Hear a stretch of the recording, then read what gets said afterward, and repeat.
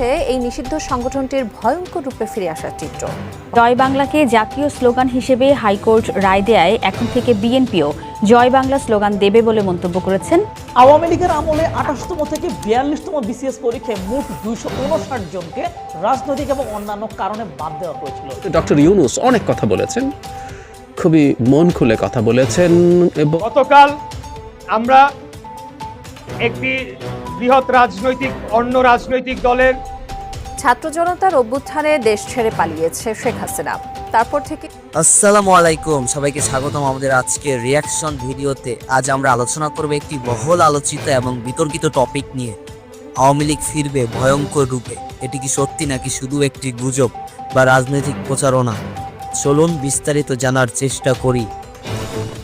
ছাত্র জনতার অভ্যুত্থানে দেশ ছেড়ে পালিয়েছে শেখ হাসিনা। তারপর থেকে নিরুদ্দেশ ছাত্রলীগের নেতাকর্মীরা। এখন বাংলাদেশে এটি একটি নিষিদ্ধ সংগঠন। কোথাও কোথাও গোপন তৎপরতা দেখা গেলেও প্রকাশ্যে নেই কেউ। এমন অবস্থায় দেখা মিলেছে এই নিষিদ্ধ সংগঠনটির ভয়ঙ্কর রূপে ফিরে আসার চিত্র। মোহাম্মদ সোহাগ বিশ্বাসের রিপোর্টে বিস্তারিত। বাংলাদেশের আইন অনুযায়ী ছাত্রলীগ এখন নিষিদ্ধ একটি সংগঠনের নাম। জুলাই গণ আন্দোলনে ছাত্রদের উপর হামলা ও গত ১৫ বছরে শেখ হাসিনা সরকারের হেলমেট বাহিনী হিসাবে কাজ করার অভিযোগ এই সংগঠনটির বিরুদ্ধে। গত ৪ জানুয়ারি নিষিদ্ধ এই সংগঠনটির প্রতিষ্ঠাবার্ষিকী থাকলেও সারা দেশে কোনো কার্যক্রম দেখা যায়নি সংগঠনটির। তবে নিষিদ্ধ এই সংগঠনের সভাপতি সাদ্দাম হোসেনকে প্রায় সামাজিক যোগাযোগ মাধ্যমে দেখা যায়। তবে কোথা থেকে সেই ভিডিও বার্তা দেয়া হয় তা নিশ্চিত নয়। নড়াইলের লোহাগাড়ায় কলেজের ডিজিটাল বোর্ডে নিষিদ্ধ ঘোষিত ছাত্র সংগঠন ছাত্রলীগের একটি বার্তা দেখা গেছে। বার্তায় বলা হয়েছে ছাত্রলীগ আবার ভয়ঙ্কর রূপে ফিরবে। শনিবার লোহাগড়া সরকারি আদর্শ কলেজের ডিজিটাল বোর্ডে হঠাৎ ভেসে ওঠে এই বার্তা। এছাড়া ডিজিটাল বোর্ডে আরও ভেসে ওঠে জয় বাংলা, জয় বঙ্গবন্ধু, শেখ হাসিনা আবার ফিরে আসবে বীরের বেশে। এছাড়াও ডিজিটাল বোর্ডে আরও বেশ কিছু লেখা ভেসে ওঠে। জানা যায়, খবর পেয়ে সন্ধ্যা ৭টার দিকে স্থানীয় দুজন সাংবাদিক লোহাগড়া কলেজে যান। তারা লেখাগুলো ফেসবুকের মাধ্যমে অনলাইনে লাইভ প্রচার করেন। এরপরেই বিষয়টি নিয়ে তোলপাড় শুরু হয় সামাজিক যোগাযোগ মাধ্যমে। খবর পেয়ে বিষয়টি ফেসবুক লাইভে দেখে প্রশাসন সহ বিএনপি ও তার অঙ্গ সংগঠন তৎপর হয়ে ওঠে। তাৎক্ষণিকভাবে জাতীয়তাবাদী ছাত্রদলের নেতাকর্মীরা কলেজ ক্যাম্পাসে প্রতিবাদ মিছিল ও বিক্ষোভ করে। এ সময় সেনাবাহিনীর একটি টিম ও লোহাগড়া থানা পুলিশ কলেজে পৌঁছায়। প্রশাসন ঘটনাস্থলে পৌঁছলে লোক সমাগম সরিয়ে পরিস্থিতি পর্যবেক্ষণ করে। লোহাগড়া থানার ওসি তদন্ত আব্দুল্লাহ আল মামুন জানিয়েছেন, বিষয়টি তদন্ত করে দেখা হচ্ছে, পরবর্তীতে আইনগত ব্যবস্থা নেওয়া হবে। ঘটনা তদন্তে কলেজের ২ জন কম্পিউটার অপারেটর ও নাইট গার্ডকে জিজ্ঞাসাবাদ করা হচ্ছে। লোহাগড়া সরকারি আদর্শ কলেজের ভারপ্রাপ্ত অধ্যক্ষ কামরুন নাহার লীনা জানিয়েছেন, সেনাবাহিনীর সদস্যরা চলে গেছেন, পুলিশ প্রশাসন বিষয়টি তদন্ত করছেন। নিষিদ্ধ ছাত্রলীগের এমন প্রচারে রাজনৈতিক মহলে ও প্রশাসনে তোলপাড়ের সৃষ্টি হয়েছে। এর আগে গত বছর ১৪ ডিসেম্বর খুলনা রেল স্টেশনের মূল ফটক আওয়ামী লীগের আমলে ২৮তম থেকে ৪২তম বিসিএস পরীক্ষায় মোট ২৫৯ জনকে রাজনৈতিক এবং অন্যান্য কারণে বাদ দেওয়া হয়েছিল, যেটা ছিল ব্যাপক রকমের অন্যায়। বিএনপি, জামাত কিংবা শিবির সংশ্লিষ্টতার জন্য অনেকেই বিসিএস মেধাক্রমের সামনের দিকে থেকেও পুলিশ ভেরিফিকেশনের সময় বাদ পড়েছে। এইটা একটা ভয়ঙ্কর ব্যাপার ছিল, কিন্তু এর চাইতেও ভয়ঙ্কর ব্যাপার ছিল বিসিএস সহ বিভিন্ন চাকরিতে জাস্ট আওয়ামী লীগ বা এর সমমনা দলের সমর্থক হওয়ার কারণে বিশেষ সুবিধা প্রাপ্তিটা নিয়ম হয়ে দাঁড়িয়েছিল। তো এইটা কেন বেশি ভয়ঙ্কর ছিল সেটা একটু আমাদের বুঝতে হবে। মনে করেন আমি ভিন্ন আদর্শের সমর্থক ছিলাম, কিংবা আমার দাদা কোনো এক সময় বিএনপি করতো, এই জন্য আমি পাশ করার পরে আমাকে গেজেট থেকে বাদ দিলেন। এইটা কিন্তু মানুষের চোখ ধরা পড়বে। কিন্তু যদি এমন হয় যে আমার চেয়েও খারাপ পরীক্ষা দিয়ে জাস্ট আওয়ামী লীগ করার কারণে কেউ পরীক্ষার ফলাফলে এগিয়ে গেল, এরকম অনেকেই এগিয়ে যাওয়ার কারণে আমি হয়তো ভালো ফলাফল করা সত্ত্বেও প্রাথমিকভাবে পিছিয়ে পড়লাম এবং ক্যাডার লিস্ট থেকে বাদ পড়ে গেলাম, এতে কি হবে? আমি আগেই বাদ, গ্যাজেট থেকে আমাকে আর বাদ দেওয়ার কোনো দরকারই পড়বে না, এইটা মানুষের চোখেও লাগবে না। এইরকম ভাবে মানুষের চোখ এড়িয়েও কিন্তু অনেক সময় অনেকেই বাদ পড়েছেন, কিন্তু ওই 259 জন তারা কিন্তু স্বজনপ্রীতির মধ্যেও ফলাফল আবার টপ পজিশনে ছিল, তাই গ্যাজেট থেকে তাদের বাদ পড়াটা কিন্তু চোখে লেগেছিল। মানে স্পষ্টভাবে নানান চাকরিতে স্বজনপ্রীতি এবং দলীয় মানুষের অগ্রাধিকার ছিল, ভিন্ন আদর্শের মানুষজন বৈষম্যের শিকার হয়েছিল। এরকম নানান বৈষম্য ছিল কোটা ভিত্তিক নিয়োগের ক্ষেত্রেও, যেই বৈষম্য দূর করার লক্ষ্যেই কিন্তু আন্দোলনের সূত্রপাত হয় এবং সেই আন্দোলনটা পরবর্তীতে সরকার পরিবর্তন করে দেয়। স্বাভাবিকভাবেই নতুন ক্ষমতায় আসা সরকারের প্রতি আমাদের প্রথম প্রত্যাশা ছিল যে দেশ থেকে চিরতর বৈষম্য দূর হয়ে যাবে, কিন্তু এই প্রত্যাশায় একটা বড় আঘাত আসে 43তম বিসিএস এর নিয়োগের বেলায়।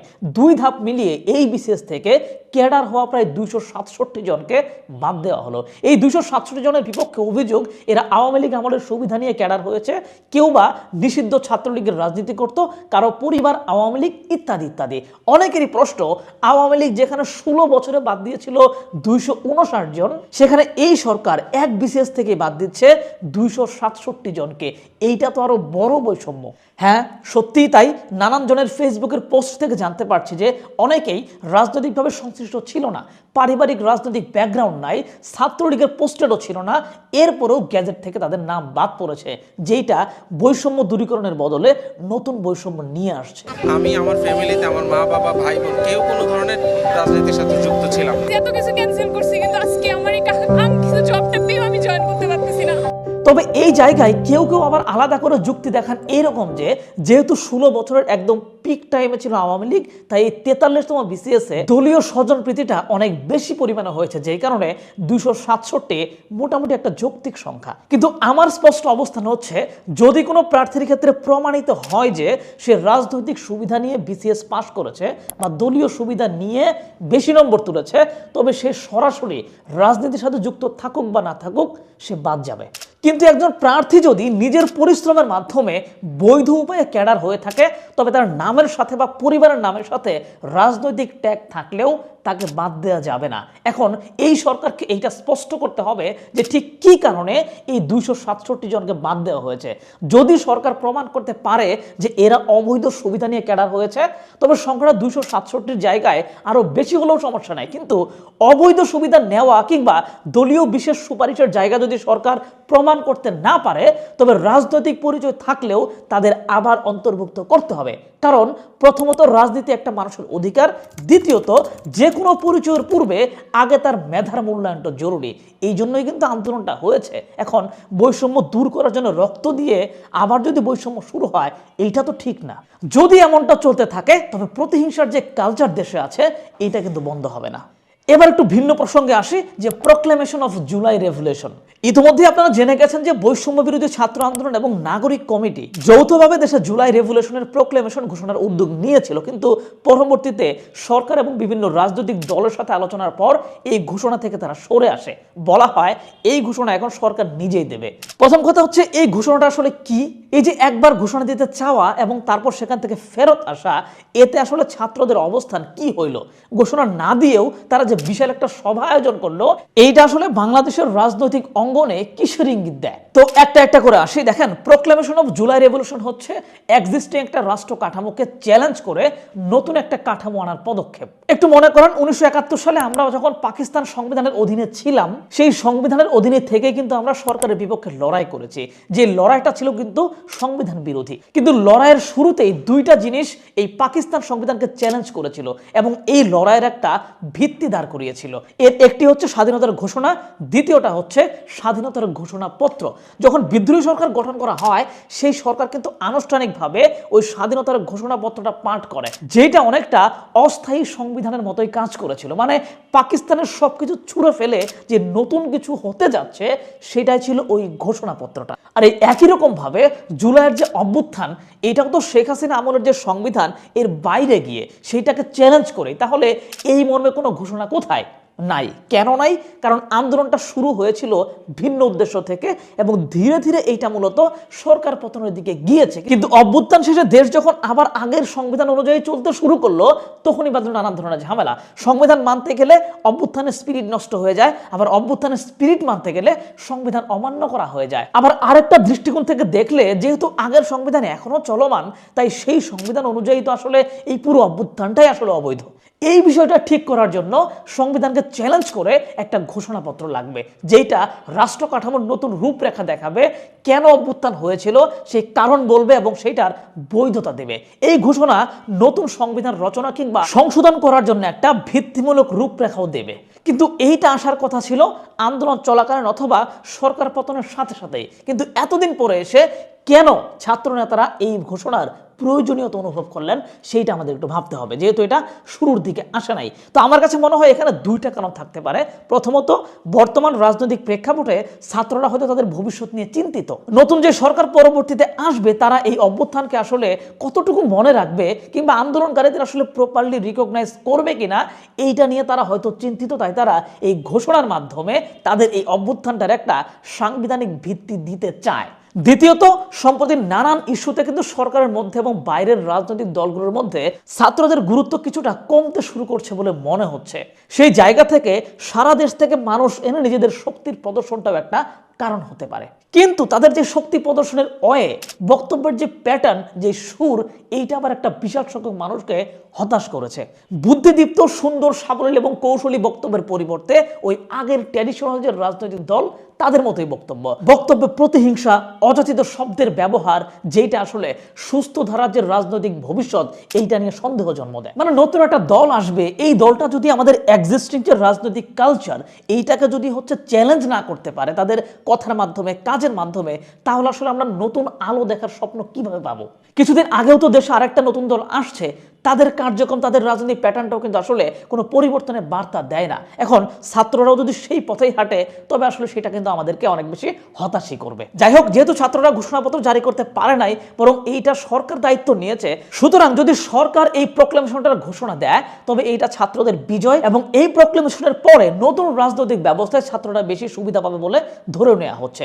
প্রক্লেমেশনটা যদি সাংবিধানিক ভিত্তি হিসেবে কাজ করে তবে সেইটা ছাত্রদের পারপাস সার্ভ করবে, যেইটা বুঝতে পেরে গণ অধিকার পরিষদ এবং বিএনপি এর বিপক্ষে কথা বলতে কিন্তু শুরু করেছে। যদি সত্যি এই প্রক্লেমেশনটা এমন কিছু প্রমোট করে যেটা বিএনপির রাজনৈতিক সুবিধা নষ্ট করে দেবে, তবে বিএনপি কিন্তু মনক্ষুণ্ণ হবে, যেটা দেশের ভিতরে অরাজকতা তৈরি করতে পারে। তারপরেও এই যে ছাত্ররা প্রক্লেমেশনটা ঘোষণা করতে পারলো না, মানে ঘোষণাটা আটকে গেল, এই আটকে দেওয়াটাকেও কেউ কেউ বিএনপির সফলতা হিসেবে দেখছেন। এরপরেও যদি সরকারের পক্ষ থেকে ঘোষণা আসে এবং সেইটা বিএনপির বিপক্ষে যায়, তবে বিএনপির দ্বারা কিন্তু ওই যে একটু আগেই বললাম দেশে অরাজক অবস্থা তৈরি হতে পারে, যেই অরাজকতাটা হতে পারে সরকার এবং বৈষম্য বিরোধী ছাত্র আন্দোলনের পাতানো একটা ফাঁদ, যেই ফাঁদে পা দেওয়ার ফলে বিএনপির জনপ্রিয়তা কমে যাবে। সেই সুযোগ নেবে ছাত্রদের বানানো নতুন রাজনৈতিক দল। সুতরাং এই একটি ঘটনা নানান দিক থেকে নানান ধরনের চিন্তার জন্ম দিচ্ছে। এখন দেখা যাক ঘোষণায় কি আছে। জয় বাংলাকে জাতীয় স্লোগান হিসেবে হাইকোর্ট রায় দেয়ায় এখন থেকে বিএনপিও জয় বাংলা স্লোগান দেবে বলে মন্তব্য করেছেন। অনেক আগে আমাদের মুক্তিযোদ্ধারা বলেছে বাংলাদেশে বর্তমান এই সরকার যেভাবে দেশকে একটা চরম বিপর্যয়ের দিকে নিয়ে গেছে, স্বাধীনতার সার্বভৌমত্বকে হুমকির মুখে ফেলেছে, কাজেই এখন আমাদের প্রয়োজন দ্বিতীয় মুক্তির সংগ্রাম। বাংলা নিয়ে আসলে আপনার মতামত আমরা একটু শুনে নিতে চাই, যেহেতু প্রশ্নটা উঠেছে। জয় বাংলা স্লোগান দেখুন পুরাটাই তো পলিটিসাইজ, ইম্পসিবল খালেদ ভাই। আমাদের কিন্তু আকাশের যত তারা আইনের তত ধারা, তাই না? এবার সমন্বয়কদের নতুন ষড়যন্ত্র আওয়ামী লীগকে নিষিদ্ধের গুরুতর প্রতিবাদ জানালেন ভিপি নূর। তিনি বলেন যে দলটি বাংলাদেশকে স্বাধীন করেছে সেই দলের ভুল হলে তার বিচার হবে, তাই বলে কোনো দলকে চিরতরে নিষিদ্ধ করাটা রাজাকারদের শোভা পায়, শান্তিপূর্ণ উপদেষ্টাদের মানায় না। এটা কোন রাজনৈতিক দলের সরকার নয়, কাজী কোন রাজনৈতিক দলের নেতারা যদি ভেবে থাকেন ক্ষমতায় চলে এসেছি, এইটা করব, ওইটা করব, এইটা দখল করব, আগে মুখে খাইছে এখন আমি খাবো, এই খাওয়া খাওয়ি বাংলাদেশে আর চলবে না। এছাড়া বিএনপির মহানেত্রী রুমিন ফারহানা বলেন জনগণ চাইলে আওয়ামী লীগ নির্বাচনে অংশ নেবে, জনগণের ইচ্ছার বিরুদ্ধে গেলে এই উপদেষ্টা সমন্বয়কদের পরিণতি ভালো হবে না। তিনি আরো বলেন জনগণ সমন্বয়কদের কার্যকলাপ পছন্দ করছে না, এজন্য সমন্বয়কদের নিষিদ্ধ করে তাদের ছাত্র পরিচয়ে ফিরিয়ে দেওয়া উচিত। আমার মনে হয় বয়স অল্প, উত্তেজনা বেশি, মনে হচ্ছে বিশ্বজয় করতে পারবো, নিশ্চয়ই কেন নয়, কিন্তু একটু ধীরে। তাছাড়া সংবিধান পরিবর্তন এবং বঙ্গবন্ধুর মুরাল ভাঙায় ডক্টর ইউনূসের প্রতি ক্ষিপ্ত হয়ে উঠেছে সাধারণ জনগণ। এ কারণেই দেশের বিভিন্ন জেলায় চলছে আওয়ামী লীগের খণ্ড খণ্ড মিছিল।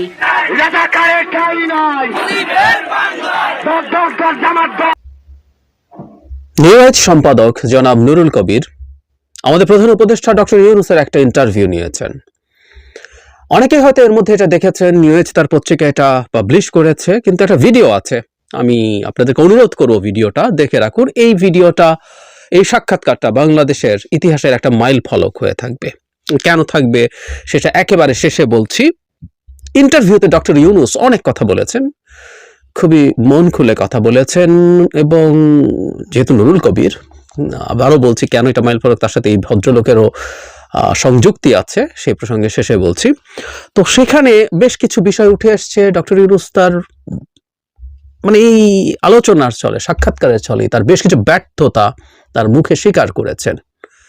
কোনো সমস্যা নেই, আমরা আমাদের রাষ্ট্র ক্ষমতায় যিনি থাকেন তিনি কোনো অতিমানব নন, তিনি কোনো দেবতা নন, তিনি একজন মানুষ, তিনি ভুল করবেন। তবে হ্যাঁ, আমরা যে আলাপটা করছিলাম যে সরকারের অনেক ক্ষেত্রেই তার ভুলভ্রান্তি বা তার আরো বেশি সতর্ক হওয়া বা তার আরো বেশি অ্যাক্টিভ দেখানোর যে টেন্ডেন্সি সেটা বাড়াতে হবে, এবং ডক্টর ইউনূসের জবাবেই আছে যে তারা আসলে যথেষ্ট এফোর্ট দিচ্ছেন না বা টাফ হচ্ছেন না। আমি কয়েকটা ইস্যু একটু ধরতে চাই, মানে যেসব প্রশ্ন আছে। যেমন ডক্টর ইউনূসের মামলা নিয়ে জিজ্ঞেস করা হয়েছে যে আপনার প্রভাবে কি মামলা উঠে গেল, কারণ আপনি এখন প্রধান উপদেষ্টা, সুতরাং মামলা সব দ্রুত উঠে চলে গেছে। যেভাবে ডক্টর ইউনূস বলেছেন, উইচ ইজ রাইট, যে উনি মামলার সারবত্তা ছিল না, তারপরে ষড়যন্ত্রমূলকভাবে আদালতকে ব্যবহার করে এসব করা হচ্ছিল। ফলে এটা একটা ভালো, যে কোনো সরকার হলেই যেটা তার প্রতি কোনো শত্রুতা দেখাবে না, তাদের হলে এই মামলাগুলো উঠে যেত। কিন্তু এই প্রশ্নটা তাকে করা হয়েছে, কারণ স্বাভাবিকভাবে এরকম প্রশ্ন আসতে পারে, খুব দ্রুত তার মামলাগুলো উঠে গিয়েছিল। ছাত্ররা তাকে চাকরি, ছাত্র প্রচুর করছেন, আরো অনেকে আছেন, সেটা জবাব উনি খুব অনেস্টলি দিয়েছেন। সেটা হলো সত্যিকার অর্থে ছাত্ররাই তার সাথে যোগাযোগ করেছিল, ছাত্ররাই তার এমপ্লয়ার, উনি সত্য কথাটাই বলেছেন। কিন্তু এখানে একটা সমস্যা আছে, সমস্যাটা হচ্ছে এটা বলা যাবে যে ছাত্ররা তাকে এমপ্লয় করেছেন, কিন্তু উনি অনেকগুলো ইন্টারভিউতে, অনেকগুলো স্পিচে বারবার ছাত্ররাই অভ্যুত্থান করেছে, বা উনি বিপ্লব বলতেন, উনি সর্বশেষ ভাষণে বলছেন, এর আগে বিপ্লব বলতেন। এখানে খুব মেজর সমস্যা আছে, এই বিপ্লব শুধু ছাত্ররা করেন। এমনকি যে ছাত্র জনতার বিপ্লব বা অভ্যুত্থান বলা হয়, মানে ছাত্র কথাটাকে আমরা আলাদা করছি জনতার কাছ থেকে, ছাত্ররা জনতা নন এরকম মনে হয়, আলাদা করে তারা একটা আইডেন্টিটি তৈরি করছেন। এটাও আমার কাছে ব্যক্তিগতভাবে ভালো লাগে না, খানিকটা শহীদ বুদ্ধিজীবী দিবসের মতো, তাদের জন্য আলাদা দিবস।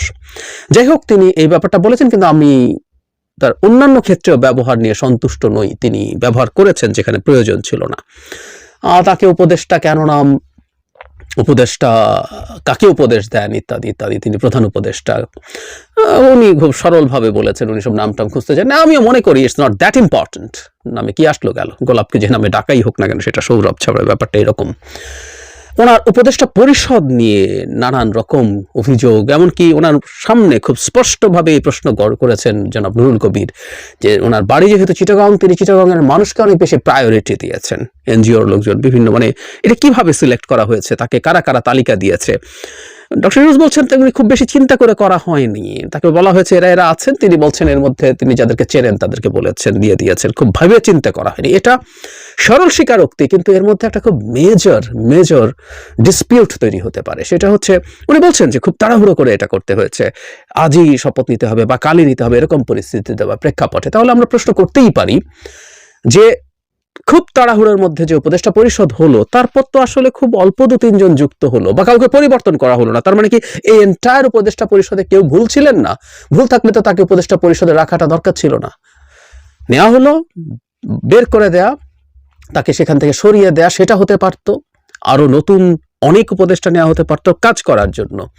মানে তার মতো সরকার তো কাউকে তার দায়িত্ব থেকে সরিয়ে দেয়, সমস্যার কিছু নাই। শেখ হাসিনা এটা করতে চাইতেন না, কারণ তিনি অমনিপটেন্ট এবং তার ডিসিশনে কোনো ভুল নাই, এই ইমেজ তৈরি করতে চাইতেন বলে যত কিছুই হোক না কেন তার মন্ত্রীরা দায়িত্বে থেকে যেতেন, ক্ষমতায় থেকে যেতেন। কিন্তু তিনি যত সহজভাবে বললেন একটা রাষ্ট্রের দায়িত্ব নেওয়ার ক্ষেত্রে এই ব্যাপারটা খুব জরুরি।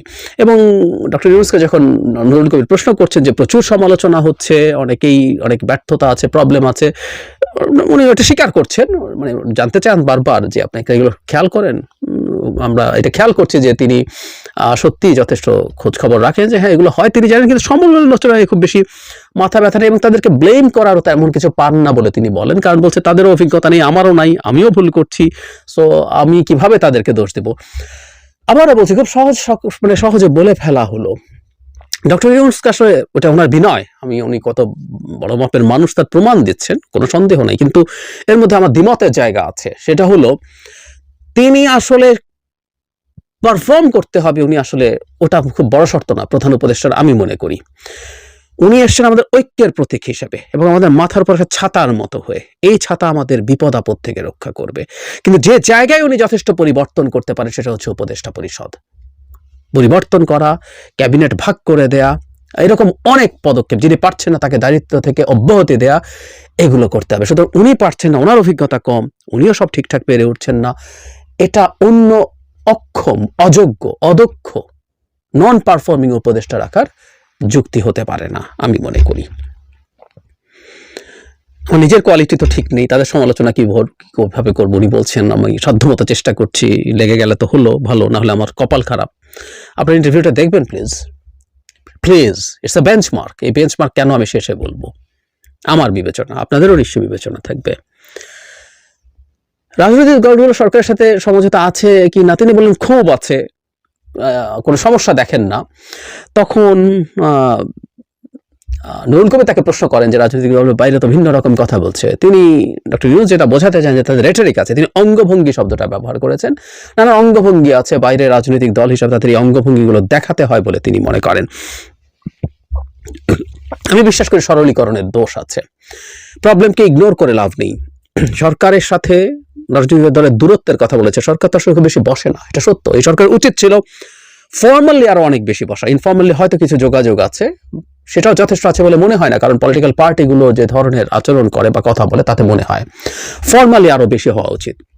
এবং সামনে এসে অনেক ভালো বলা ডাজন্ট নেসেসারিলি মিন যে তারা আসলে কনভিন্সড এবং তারা সরকারের সাথে খুবই ভালো ইন্টারাকশন বা র্যাপো অনুভব করে, আমি মনে করি না। এটাও তার একটা ভুল পারসেপশন বলে আমি মনে করি।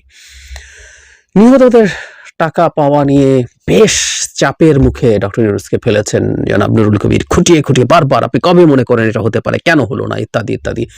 তিনি যেটা বলেছেন এটা মূলত বিউরোক্রেসির প্রবলেম, এবং বিউরোক্রেসির প্রবলেমের কারণেই শেষ পর্যন্ত টাকা পৌঁছতে পারছে না, এটা দেরি হয়ে যাচ্ছে।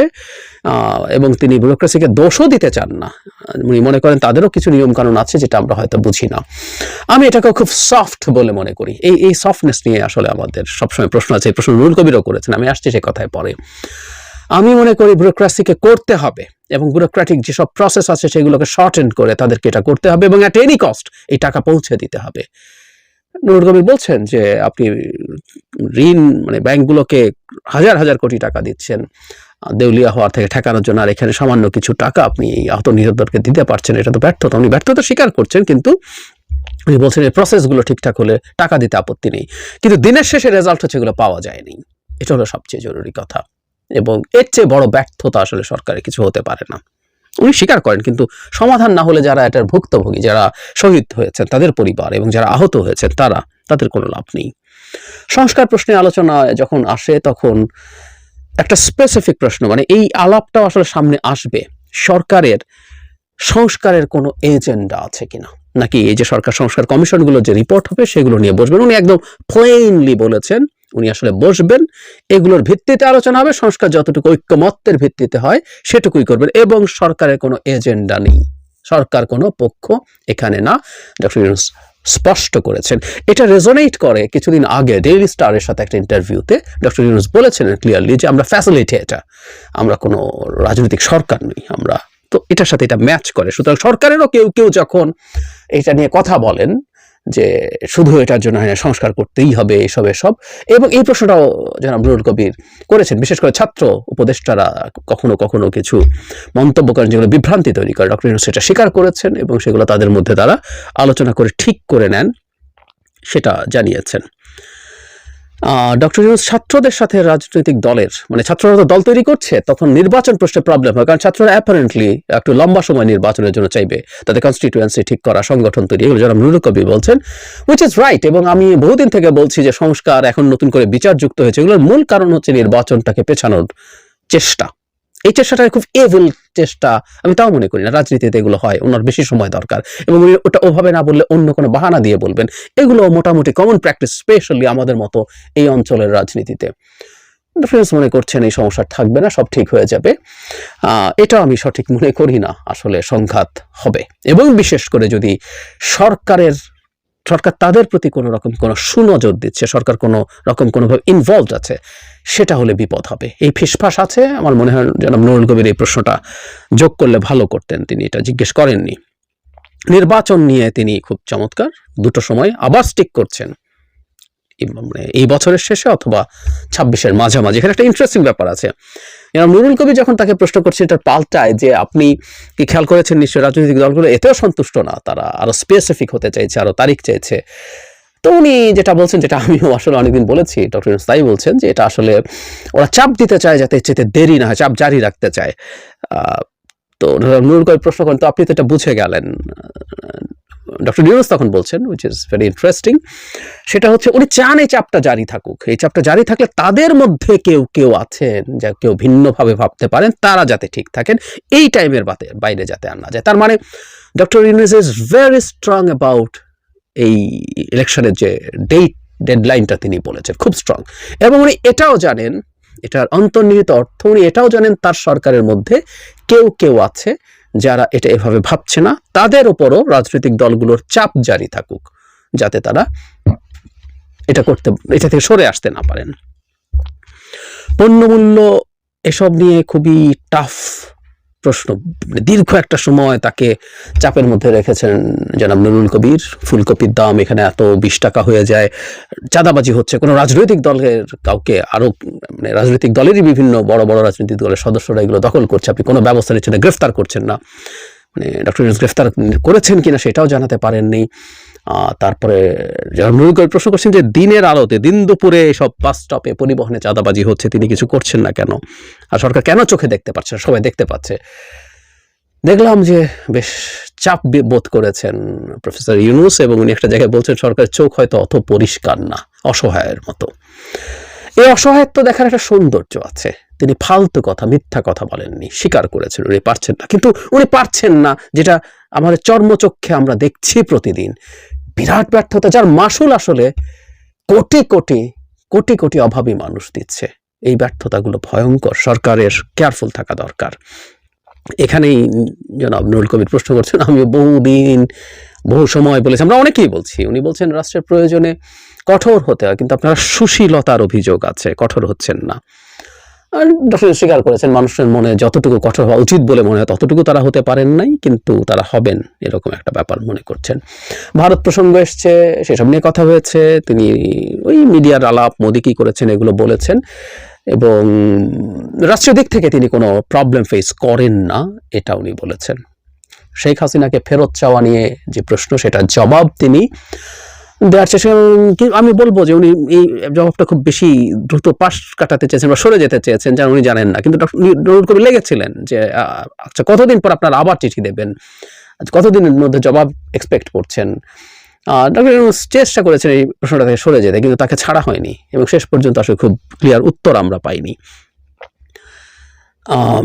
ট্রাম্পের সাথে মোদির খাতির নিয়ে প্রশ্নের জবাবে তিনি বলেছেন, কারণ ওখানে প্রচুর ইন্ডিয়ান বংশোদ্ভূত লোক আছে, মোদির সাথে খাতির আছে, সো বাইল্যাটারাল সম্পর্ক যেটা এতদিন ছিল এটা ক্ষতিগ্রস্ত হতে পারে কিনা ডক্টর ইউনূস স্বীকার করেছেন, এটা ক্ষতিগ্রস্ত হতে পারে, তবে উনি চেষ্টা করবেন যাতে সম্পর্কটা ভালো হয়, এবং ক্ষতিগ্রস্ত হওয়ার নমুনাও দেখেছি উনি বলছেন। আমি ধারণা করি ট্রাম্পের যে এক্সেস স্ট্যাটাস, যেটাকে টুইটার বলি, বাংলাদেশের সকল হিন্দু নির্যাতন নিয়ে, কমিউনাল হিন্দু অ্যাটাক নিয়ে, মাইনরিটি অ্যাটাক নিয়ে ট্রাম্প তার নির্বাচনের আগে একটা টুইট করেছিলেন, সেটাই কি উনি সম্ভবত ইঙ্গিত করেছেন। বিদেশে পাচার হওয়া টাকা নিয়ে খুব চমৎকারভাবে তিনি বলেছেন, কোনো মানে ফালতু প্রত্যাশা না, উনি ক্লিয়ারলি বলেছেন আমরা চেষ্টা করছি, এটা খুব জটিল কাজ, সাক্ষী বা সবকিছু পেলে সময় লাগবে বলছেন, এবং আমরা সব টাকা মানে একটা অংশ ফেরত আনতে পারবো।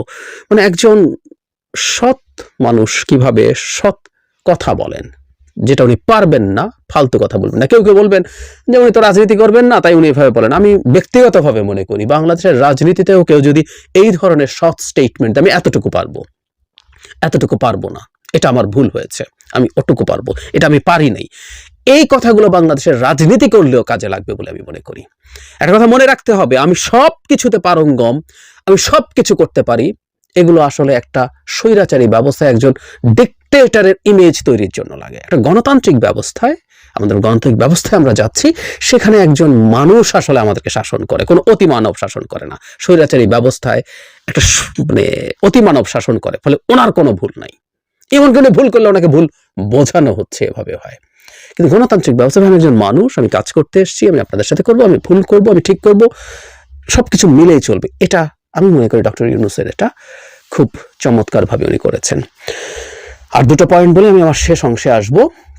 এটা হচ্ছে, আমি একটু অবাক হয়েছি, ডক্টর ইউনূস যদি সেখানে তাকে জেলে নিত, আমার মনে হয় ওনার জেলে যাওয়া উচিত ছিল। আমি মনে করেছিলাম যে উনি জেলে যাওয়ার জন্য প্রস্তুত আছে, কিন্তু ইন্টারভিউর শুরুতেই তিনি বলেন যে নুরুল কবির যখন জিজ্ঞেস করছেন আপনি জেলে যেতে পারতেন, তখন উনি বলছেন উনি দেখছিলেন কোন দেশ থেকে কোন দেশে যাওয়া যায় যাতে দেশে ফিরে যেতে না হয়। তার মানে মনে হচ্ছিল যে উনি দেশে ফিরতে চাইছেন না এবং উনি জেল অ্যাভয়েড করতে চাইছেন। যদি উনি বারবারই ফিরে এসে দেখা করেছেন, কোর্টে গেছেন, তাতে আমার মনে হয়েছিল হি ইজ রেডি। পরে অবশ্য বলেছেন উনি রেডিও ছিলেন।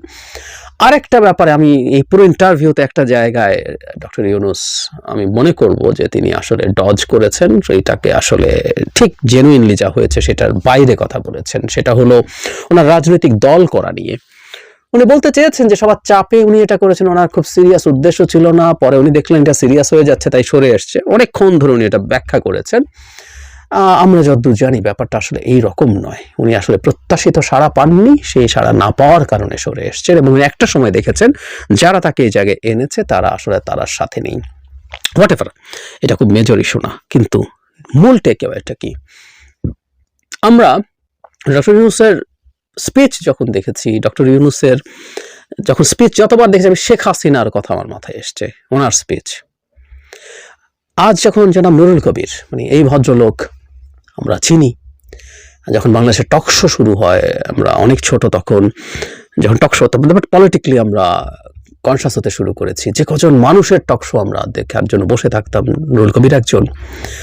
এবং এই মানুষটা কনসিস্টেন্টলি এস্টাবলিশমেন্টের বিরুদ্ধে কথা বলে গেছেন। এবং আমি একটা কথা যোগ করতে চাই, ১-১১ সময় যখন কেউ কথা বলছিল না, আমার স্পষ্ট মনে পড়ে যেন নুরুল কবির কথা বলছিলেন। একটা পর্যায়ে সম্ভবত আমি যত চ্যানেলগুলোর সাথে কথা বলেও শুনেছি, চ্যানেলগুলোকে চাপ দিয়ে তাকে আশা বন্ধ করে দেওয়া হয়েছিল, কিন্তু উনি সেই সময় কথা বলেছেন। সো সেই নুরুল কবির এসছেন এবং উনি ডক্টর ইউনূসকে এইরকম চাপে ফেলেছেন। একটা রাষ্ট্রের সরকার প্রধান এরকম চাপে পড়বেন একজন সম্পাদক বা সাংবাদিকের সামনে, এটাই গণতন্ত্র, এটাই গণতন্ত্র। এবং কোন রকম যাকে প্রশ্ন করা হচ্ছে তিনিও সৎভাবে ফেস করছেন, তার অক্ষমতা, তার ব্যর্থতা সবকিছু সামনে আনছেন, কিন্তু ছাড়ছেন না, ক্রমাগত তাকে আবার চাপে ফেলছেন, মানে ছেড়েই দিচ্ছেন না। আমার দু একবার মনে হচ্ছিল আচ্ছা ডক্টর ইউনূসকে ঠিক আছে উনি এটা আর বলতে চাচ্ছেন না, ছেড়ে দিলে হয়, কিন্তু আমরা দেখলাম নুরুল কবির ছাড়ছেন না। এটাই হওয়ার কথা আসলে। মানে আমরা এই ইন্টারভিউটা যখন দেখব তখন শেখ হাসিনার আবার সংবাদ সম্মেলনকে একটু মাথায় যদি নেই, বাংলাদেশ অল্প দিনের মধ্যে কোথা থেকে কোথায় চলে আসলো। এই শেখ হাসিনা পতনের কয়েকদিন আগেই সাংবাদিকদের সাথে কথা, ওই যে চায়না থেকে যেখানে রাজাকারের বাচ্চা, যেখানে অনেকে কথা বলেছিল, ব্যবসায়ীরা গিয়ে কি কি করেছিল, সেই জায়গায় ডক্টর ইউনূসের এই ইন্টারভিউটা পাশাপাশি রাখি। আমি বলছি না এটা খুব অবিশ্বাস্য কিছু হয়ে গেছে, কিন্তু বাংলাদেশের প্রেক্ষাপটে এটা অকল্পনীয়। একটা গণতান্ত্রিক দেশে মোটা দাগে এগুলো হবারই কথা ছিল। আমরা এটাও দেখতে চাই এখন ডক্টর ইউনূস একটা সাংবাদিক সম্মেলন করছেন, যেখানে বিভিন্ন পত্রপত্রিকার, মিডিয়া, টিভির সাংবাদিকরা তাকে ইচ্ছে মতো প্রশ্ন করছে, আক্রমণ করছে, তিনি জবাব দিচ্ছেন, তিনি তার সফলতার কথা বলছেন, ব্যর্থতার কথা স্বীকার করছেন, অক্ষমতার কথা স্বীকার করছেন। ভবিষ্যতের বাংলাদেশের জন্য ডক্টর ইউনূসের এই ইন্টারভিউ একটা বেঞ্চমার্ক হয়ে থাকবে।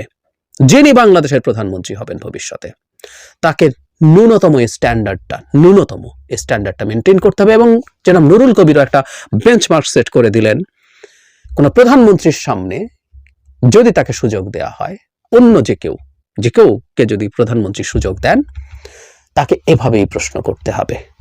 প্রশ্নের মুখে রাখাই একটা গণতন্ত্র কাজ করার সবচেয়ে জরুরি কাজগুলোর একটা। এবং মিডিয়া, এটাকে আমরা জানি কিভাবে দেখা হয় রাষ্ট্রের 3টা অঙ্গের বাইরে। আরেকটা গুরুত্বপূর্ণ, মিডিয়া যদি এফেক্টিভ থাকে, ভাইব্রেন্ট থাকে, মিডিয়া যদি তার দায়িত্ব ঠিকঠাক মতো পালন করে, গণতন্ত্র সুসংহত হয়। আবার গতকাল আমরা একটি বৃহৎ অন্য রাজনৈতিক দলের নেতার মুখে শুনলাম যে এক দল খেয়ে গিয়েছে, আরেক দল খাওয়ার জন্য নাকি বসে রয়েছে। তো আমি তাদের উদ্দেশ্যে বলতে চাই যে এই ধরনের মন্তব্য করে আমাদের যে ঐক্য সৃষ্টি হয়েছিল খুনি হাসিনার বিরুদ্ধে, সেই ঐক্যকে বিনষ্ট করলে সবশেষে গিয়ে দেশ এবং জনগণেরই ক্ষতি হবে। কেউ যদি বলতে চায় আমরা খাবার জন্য অপেক্ষায় রয়েছি, তারা বোকার স্বর্গে বাস করছে। আমি বলবো যে আমাদের পেটে যতটুকু খাবার আল্লাহ ঢোকানোর ক্ষমতা দিয়েছে, আপনাদেরকেও মানুষ হিসেবে ততটুকুই দিয়েছে। এখন আপনারা ইতিপূর্বে খেতে পেরেছেন কিনা সেটা নিয়ে হয়তোবা আপনাদের কোনো ক্ষোভ থাকতে পারে যে আপনারা কোনোদিন রাষ্ট্র ক্ষমতায় যেতে পারেন নাই, রাষ্ট্র ক্ষমতায় যেতে পারবেনও না। এখন আপনারা জানেন যে একটা কিংস পার্টি তৈরি করার চেষ্টা করা হচ্ছে। সরকারে যারা রয়েছে তারা একটা নতুন দল করে সেটা দিয়ে তারা আগামীতে তারা ক্ষমতায় আসতে পারে কিনা সেই ধরনের একটা চক্রান্ত করছে। এবং উদাহরণ হিসেবে বলা হয় কিংস পার্টি নাকি একসময় বিএনপিও ছিল। যখন শহীদ রাষ্ট্রপতি জিয়াউর রহমান রাষ্ট্র ক্ষমতা নিয়েছেন তখন বাংলাদেশে কোন রাজনৈতিক দল ছিল না, শুধুমাত্র বাকশাল ছিল, একমাত্র একদলীয় শাসন ব্যবস্থা ছিল। উনি সকল রাজনৈতিক দলকে বাংলাদেশে নতুন করে পুনর্জন্ম দিয়েছেন, রাজনীতি করার অধিকার দিয়েছেন, রাজনীতি করার সুযোগ করে দিয়েছেন। অতএব এই ধরনের কথা বলে জনগণকে বিভ্রান্ত করা যাবে না। কোন এক ছাত্র নেতা তিনি বলেছেন যে জাতীয়তাবাদী, সুবিধাভোগী, বঞ্চিত লীগ, এইরকম একটা শব্দ ব্যবহার করেছেন। আসলে আমি বলবো এই যে অনৈক্য সৃষ্টি করা হচ্ছে, বিভিন্ন রাজনৈতিক বক্তব্য দিয়ে তারা ফায়দা লুটার চেষ্টা করা হচ্ছে, এতে করে কিন্তু শেষ মুহূর্তে গিয়ে খুনি হাসিনা এবং স্বৈরাচারী আওয়ামী লীগেরই লাভবান হবে। আপনারা এইসব কথাবার্তা বলে আমাদের মধ্যে যে ঐক্য রয়েছে, জনগণের মধ্যে যে ঐক্য রয়েছে সেটি নষ্ট করবেন না। আমরা বরঞ্চ জানতে পেরেছি 5ই আগস্টের পরে বৈষম্য বিরোধী একটি দালাল শ্রেণী তৈরি হয়েছে, যারা বিভিন্ন সরকারি দপ্তরে তারা অর্থের বিনিময়ে তারা গিয়ে সেখানে বিভিন্ন ধরনের পোস্টিং করে দিচ্ছে, বিভিন্ন ধরনের চাকরির বদলির তারা সুপারিশ তদবির করছে। এইসব বদলি বাণিজ্য যারা করে তাদের মুখ থেকে এই ধরনের কথা মানায় না। আমরা জনগণের জন্য কাজ করে যাচ্ছি, বাংলাদেশের স্বাধীনতা সার্বভৌমত্ব রক্ষার জন্য, এবং এই যে ভারতের যে আগ্রাসী যে ভূমিকা সেটির থেকে বাংলাদেশকে রক্ষা করার জন্য আমরা আন্দোলন সংগ্রাম এবং আমাদের যে কার্যক্রম সেটি করে যাচ্ছি। 5ই আগস্ট খুনি স্বৈরাচারী ফ্যাসিস্ট হাসিনা পালিয়ে গেলেও হাসিনার যারা দোসররা রয়েছে, যারা তার গুম খুনের সহযোগী ছিল, তারা কিন্তু এখনো বাংলাদেশে রয়ে গিয়েছে। বিশেষ করে বিভিন্ন সরকারি দপ্তরগুলোতে তারা এখন বহাল তবিয়তে রয়েছে এবং তারা ষড়যন্ত্র করে চলেছে। এখনো বিএনপির বিরুদ্ধে তাদের ষড়যন্ত্র অব্যাহত রয়েছে। আমাদেরকে প্রয়োজনে আরেকবার রাজপথে নামতে হবে। আমরা কারো দয়া ভিক্ষা নিয়ে আমরা এখানে রাজনীতি করি নাই, কেউ এসে আমাদের আন্দোলন করে দিয়ে যাবে সেই জন্য আমরা রাজনীতি করি না। আমরা বাংলাদেশ জাতীয়তাবাদী দল শহীদ রাষ্ট্রপতি জিয়াউর রহমানের আদর্শে আমাদের নিজ শক্তিতে আমরা আন্দোলন করে চলেছি এবং আমাদেরকে কেউ সেখান থেকে, আমাদের অবস্থান থেকে কেউ সরাতে পারে নাই। আমরা দেশ ছেড়েও পালিয়ে যাই নাই, এখানেই ছিলাম, এই দেশের মাটিতেই ছিলাম, আপনাদের মাঝেই ছিলাম এবং আপনাদের মাঝে আজীবন থাকবো ইনশাল্লাহ। এই দেশের মাটিতে মৃত্যুবরণ হবে আমাদের এবং আপনাদের শেষ পর্যন্ত আপনাদের সেবা। মুজিব স্বয়ং পাকিস্তান আর্মির কাছে ধরা দিলেন এবং তাদের সাথে একটা বন্দোবস্ত করে তিনি পাকিস্তানে পালিয়ে যান। দীর্ঘ দেড় যুগে আওয়ামী সরকার যাকে ভিলেন বানাতে চেয়েছিল, সেই মেজর ডালিমি আজ নায়কে পরিণত হলেন। এজন্যই বলা হয় সত্য ইতিহাস কখনো আটকা পড়ে থাকে না, ফিরে আসবেই। আওয়ামী লীগ সবসময় মুক্তিযুদ্ধের সমস্ত ক্রেডিট দিয়ে দিত মুজিবকে, আর জিয়াকে বানানো হতো খুনি। অথচ 53 বছর পর মেজর ডালিমের থেকে জানা গেল যুদ্ধ দেখে ভয়ে পাকিস্তানে পালিয়েছিলেন মুজিব। এমনকি নিজের পরিবারকে বাঁচাতে পাক সেনাদের সাথে হাত মিলিয়েছিলেন বঙ্গবন্ধু। ফলে বাংলাদেশের স্বাধীনতার ঘোষক আসলে জিয়াই। মুজিব মুক্তিযুদ্ধে নেতৃত্ব দেওয়ার বদলে কেন পাকিস্তানে পালিয়েছিলেন? সে সময় বাংলাদেশের অবস্থা কেমন ছিল? তাহলে কি মুক্তিযুদ্ধে মুজিবের কোনো ক্রেডিটই নেই? এসব বিষয়ে বিস্তারিত জানতে ভিডিওটি না টেনে শেষ পর্যন্ত দেখতে থাকুন। দীর্ঘদিন আড়ালে থাকা মেজর ডালিম অবশেষে সামাজিক মাধ্যম ইউটিউবে লাইভে আসেন। সেখানে শেখ মুজিবুর রহমান ও শহীদ প্রেসিডেন্ট জিয়াউর রহমানের বিষয়ে কথা বলেন তিনি। রোববার রাতে লাইভে যুক্ত আছেন বীর মুক্তিযোদ্ধা মেজর ডালিম বীর বিক্রম শিরোনামের এ লাইভে যুক্ত হন সাবেক এই সামরিক কর্মকর্তা। সেখানে তিনি মুজিব এবং তার পরিবারের কুকর্ম সম্পর্কে অনেক তথ্য ফাঁস করেছেন। মেজর ডালিম তার লাইভে যেসব তথ্য ফাঁস করেছেন তার মধ্যে সবচেয়ে আলোচনার জন্ম দিয়েছে মুজিবের পালিয়ে যাওয়ার বিষয়টি। এতদিন আমরা জানতাম শেখ মুজিবই মুক্তিযুদ্ধের সবকিছু, অথচ এখন জানা গেল মুক্তিযুদ্ধের আগেই মুজিব নিজে এবং তার পরিবারকে বাঁচাতে ইচ্ছা করে পাক সেনাদের কাছে আত্মসমর্পণ করেন। আর এদিকে দিশেহারা হয়ে মরতে বসেছিল গোটা বাঙালি জাতি। আর ঠিক সেই সময় পুরো জাতিকে পথ দেখান মেজর জেনারেল জিয়াউর রহমান। তিনি স্বাধীনতার ঘোষণা দেন এবং পুরো দেশকে নেতৃত্ব দিয়ে স্বাধীন করেন। আর মুজিব যুদ্ধের পর দেশে ফিরে হয়ে যান মুক্তিযুদ্ধের সর্বাধিনায়ক। মেজর ডালিম লাইভে বলেন, তথাকথিত নেতারা যখন ভারত পালিয়ে গেল, ছিল না যখন কেউ নেতৃত্ব দেওয়ার। সমঝোতা নিয়ে সবাই ব্যস্ত। পাকিস্তান বাহিনী যখন বাঙালির ওপর হামলে পড়েছিল, তখন মেজর জিয়ার থেকেই স্বাধীনতার ঘোষণা আসে। আমি তখন পাকিস্তান আর্মিতে। মেজর জিয়ার ঘোষণা শুনে মনে হলো আর বসে থাকার সময় নেই। আমরা তখনই পাকিস্তানের বিরুদ্ধে যুদ্ধে নেমে গেলাম। মেজর ডালিম বলার আগেও শেখ মুজিবের এক সময়ের বন্ধু তাজউদ্দিন আহমেদ তার নেতা ও পিতা বইয়ে লিখে গেছেন, শেখ মুজিব 25 মার্চ ইচ্ছাকৃত গ্রেফতার হয়েছেন। তিনি স্বাধীনতা ঘোষণা দিতে অস্বীকৃতি জানান। শেখ মুজিবুর রহমান নিজে ইচ্ছাকৃতভাবেই পাকিস্তানি বাহিনীর হাতে ধরা দিয়েছিলেন। আর এটা কোনো কাকতালীয় ব্যাপার ছিল না। পূর্ব পাকিস্তানের পরিকল্পনা অনুযায়ী শেখ সাহেব এরকমটি করেছিলেন। মূলত তার উদ্দেশ্য ছিল পাকিস্তানের প্রধানমন্ত্রী হওয়া। এজন্য বরাবরের মতোই তিনি পাকিস্তানের বিরুদ্ধে যেতে চাইতেন না। চিন্তা করুন মুজিব লোকটা কতখানি ক্ষমতা লোভী ছিলেন, ঠিক তার মেয়ে হাসিনার মতোই। মানে মুজিব এতটাই ক্ষমতা লোভী ছিলেন যে পাকিস্তানের সাথে হাত মেলাতেও কার্পণ্য করেননি। তাজউদ্দিন আহমেদ তার বইয়ে লিখে গেছেন, বাংলাদেশের স্বাধীনতা ঘোষণা না করে মুজিবের স্বেচ্ছায় গ্রেফতার বরণ ও যুদ্ধকালে বাংলাদেশ সরকার সহ নেতাদের আচরণ দেখে আমরা বুঝেছিলাম আমাদের সব প্রচেষ্টা ব্যর্থ। নির্বাচনের পরেই শেখ মুজিব পাকিস্তানের প্রধানমন্ত্রী হওয়ার জন্য ব্যস্ত হয়ে পড়েন। সে সময় দেখা করতে চাইলে তিনি ব্যস্ততার অজুহাতে আমাকে এড়িয়ে যেতে থাকেন। মুজিবের আচরণ দেখে আমার মনে সন্দেহ হয় যে পাকিস্তানের প্রধানমন্ত্রী হওয়াকেই তিনি বেশি গুরুত্ব দিচ্ছেন। এছাড়া 7ই মার্চের ভাষণের পেছনেও ছিল অন্য একটি ঘটনা, যেটা আমরা অধিকাংশ মানুষ জানার চেষ্টা করি না। এই ভিডিওটির বাকি অংশ দেখলে সে বিষয়েও ধারণা পাবেন। 7ই মার্চের পরে যখন মুজিবের পক্ষ থেকে আর কোনো বার্তা পাওয়া গেল না, তখন জনগণ অতিষ্ঠ হয়ে উঠেছিল। তারা মুজিবকে আর সময় দিতে রাজি না। এমনকি গুজবও উঠে গিয়েছিল শেখ মুজিব পাকিস্তানের প্রধানমন্ত্রী হতে যাচ্ছেন। যেহেতু আইয়ুব ও ভুট্টো বঙ্গবন্ধুকে পাকিস্তানের প্রধানমন্ত্রী করার প্রতিশ্রুতি দিয়েছিলেন, কিন্তু এরকম উত্তেজনাপূর্ণ মুহূর্তে বঙ্গবন্ধু, ইয়াহিয়া, ভুট্টো তারা তিনজনই ভীষণ দুশ্চিন্তায় পড়ে গিয়েছিলেন। তাজউদ্দিন তার বইয়ে লিখেন, 3 নেতা ভালোভাবেই বুঝতে পারেন এভাবে 7 মার্চের পরে সময় নিলে পরিস্থিতি ভয়াবহ রূপ নিবে। তারা সবাই ভীত হয়ে পড়েন। সেজন্য তারা 24 মার্চের বৈঠকে শেষ সিদ্ধান্ত নেন। সে সিদ্ধান্ত মতো মুজিব পাকিস্তানের প্রধানমন্ত্রী হবেন, কিন্তু সেই পরিবেশে তা সম্ভব নয়। পরিবেশকে শান্ত করতে সময়ের দরকার আছে। তার জন্য সময় কাটাতে মুজিবকে স্বেচ্ছায় গ্রেফতার বরণ করতে হবে। তারপর ইয়াহিয়া কঠোর হস্তে মিলিটারি নামিয়ে পরিবেশকে শান্ত করবে।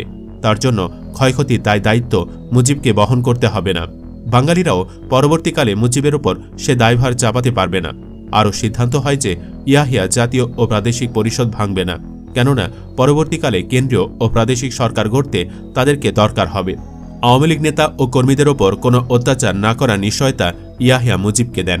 বৈঠকে তারা সবাই একমত পোষণ করেন যে কঠোর হাতে আন্দোলন দমনের পরে দেশ শান্ত হবে।